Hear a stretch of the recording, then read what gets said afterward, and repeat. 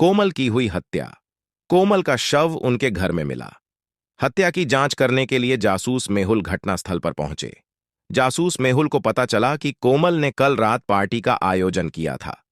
इसीलिए पार्टी में उपस्थित 3 लोगों को जासूस मेहुल ने बुलाया। पहले जासूस मेहुल रवीना से पूछताछ करते। रवीना कहती है, मैं पार्टी होने के बाद बहुत नशे में थी। मैं पार्टी के बाद पार्टी वाले रूम में नहीं गई थी, इसलिए मुझे कुछ भी पता नहीं है। फिर जासूस मेहुल सना से पूछताछ करते हैं। सना कहती है, मैं पार्टी होने के बाद पार्टी रूम साफ कर रही थी और मैं देर से सोई थी, अभी उठी हूं। फिर जासूस मेहुल विक्रम से पूछताछ करते।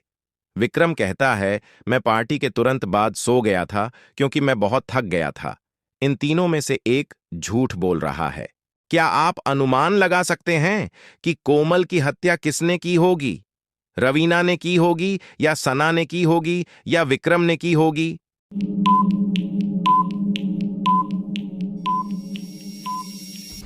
जवाब देने से पहले आपके चैनल हिंदी पहेलियां को लाइक सब्सक्राइब जरूर करिए। कोमल की हत्या सना ने की है क्योंकि सना ने कहा कि उसने पार्टी वाला रूम साफ किया है, लेकिन पार्टी वाला रूम बहुत गंदा है, वह झूठ बोल रही है। कोमल की हत्या उसी ने की है। 2. कविता की हुई हत्या। रोहन ने उसके पत्नी कविता को रसोई में मरा हुआ पाया। रोहन ने जासूस मेहुल को घटनास्थल पर बुलाया। रोहन ने कहा कि उसे पड़ोसी पर शक है। जासूस मेहुल ने 3 पड़ोसियों को बुलाया और उनसे पूछताछ की। पहले जासूस मेहुल सारा से पूछताछ करते हैं। सारा कहती है, कविता मेरे घर दूध मांगने के लिए आई थी, लेकिन मेरे पास अतिरिक्त दूध ना होने पर वह वापस चली गई। फिर जासूस मेहुल टॉम से पूछताछ करते हैं। टॉम कहता है, मैं अभी उठा हूं, मुझे कुछ नहीं पता है। फिर जासूस मेहुल रवीना से पूछताछ करते हैं। रवीना कहती है, मैं आज कविता के घर गई थी, लेकिन वह काम में व्यस्त थी, इसलिए मैं कविता से मिल ना सकी। इन तीनों में से एक झूठ बोल रहा है। क्या आप अनुमान लगा सकते हैं कि इन तीनों में से कविता की हत्या किसने की है? सारा ने की है, या टॉम ने की है, या रवीना ने की है?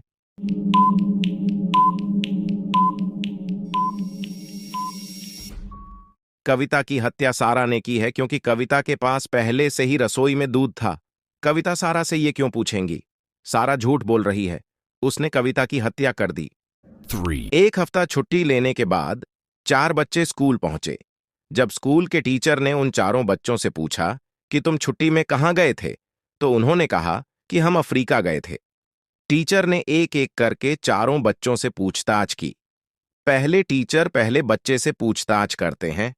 पहला बच्चा कहता है, मैं रेगिस्तान में एक सफारी में गया था, ये रही उसकी तस्वीर जिसे मैंने क्लिक किया है।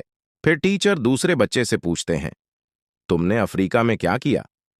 दूसरा बच्चा कहता है, मैं स्थानीय गैर सरकारी संगठनों के साथ काम किया और साफ सफाई भी की, यह रही उसकी तस्वीर। फिर टीचर तीसरे बच्चे से पूछते हैं कि तुमने क्या किया अफ्रीका में?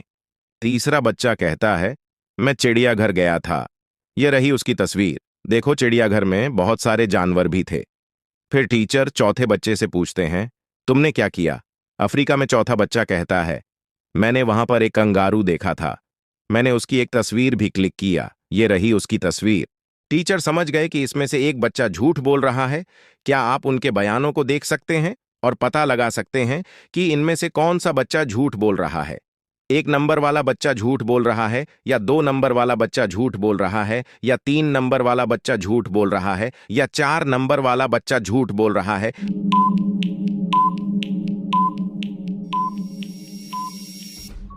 वह झूठ चौथा बच्चा बोल रहा है क्योंकि चौथे बच्चे ने कहा कि उसने एक कंगारू देखा, लेकिन अफ्रीका में कोई कंगारू नहीं है। कंगारू केवल ऑस्ट्रेलिया में पाए जाते हैं